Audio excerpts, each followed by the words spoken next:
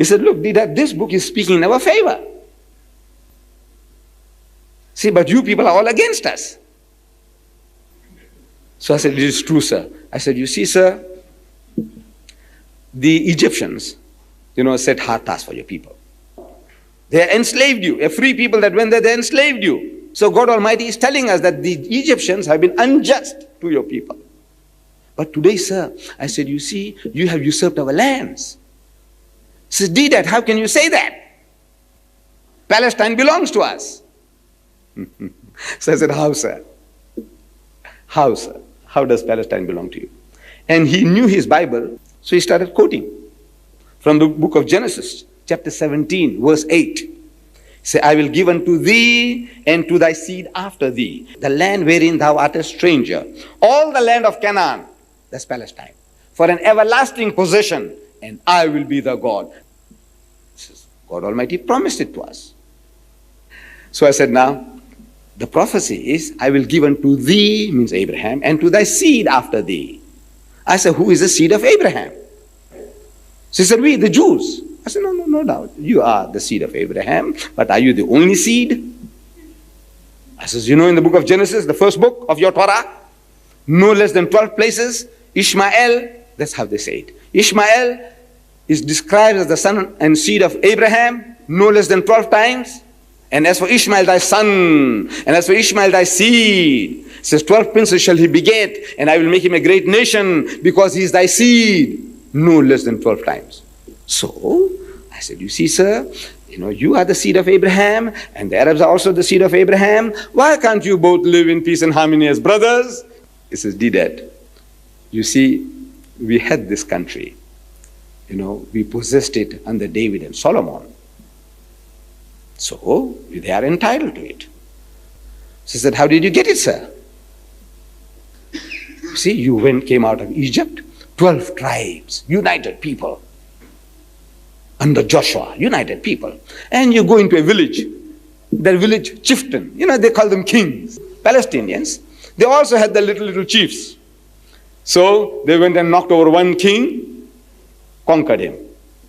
There's only one little chieftain and another little chieftain, you knocked them over and you took the land by force. I say, if that entitles you to that country, because your forefathers, David and Solomon, had it, then we would be entitled to Spain. I says, my forefathers ruled Spain for 800 years. 800 years, the Muslims, and we have there, go today and see the monuments that my forefathers built. They're still there.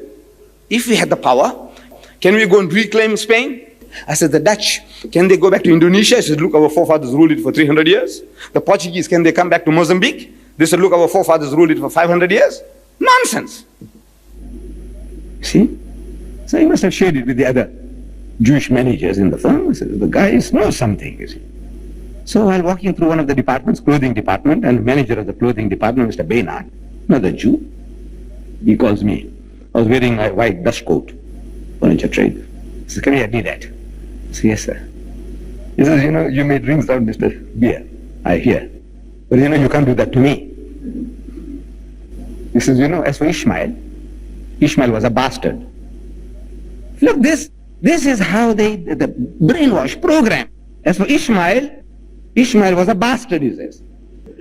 So I said, all right, Mr. Baynard, tell me now, according to the religion of your religion, Judaism, which is better for a man to marry his own sister and beget child by her, or marry a bondwoman, a slave woman, a negress, and beget child by such a woman?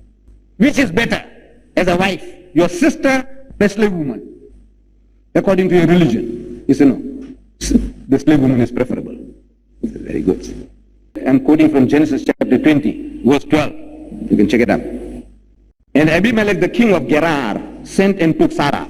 See, he goes there, and this Sarah was a beautiful Jewess. So he's asking Hazrat Ibrahim alayhi salam, according to the Bible, say, this beautiful woman, what is she to you? So Hazrat Ibrahim alayhi salam, according to the Bible, he spoke a lie. He said, she is my sister. So she's your sister, well, send her in to the haram. So he had to send her in.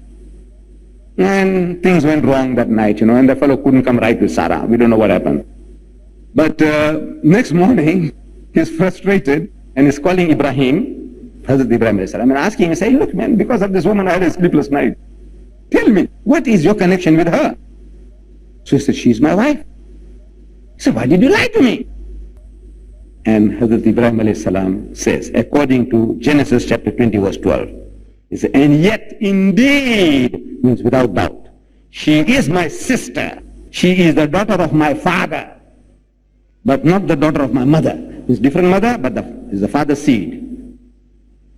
And she became my wife. So she is Abraham's sister, seed coming from the same father.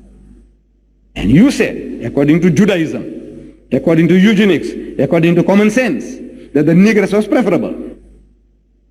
And you say Ishmael is a bastard because he's a child to Hagar, a slave woman. So I said, if Ishmael is a bastard, then Isaac is a greater bastard according to your standards. We dare not speak about the prophets of God. Hazrat Ismail alayhi salam, he was a prophet of God. Hazrat Ishaq alayhi salam was a prophet of God. But now you're arguing with the sick mentality. You got to get rid of the sickness. You got to give it to him with a sledgehammer.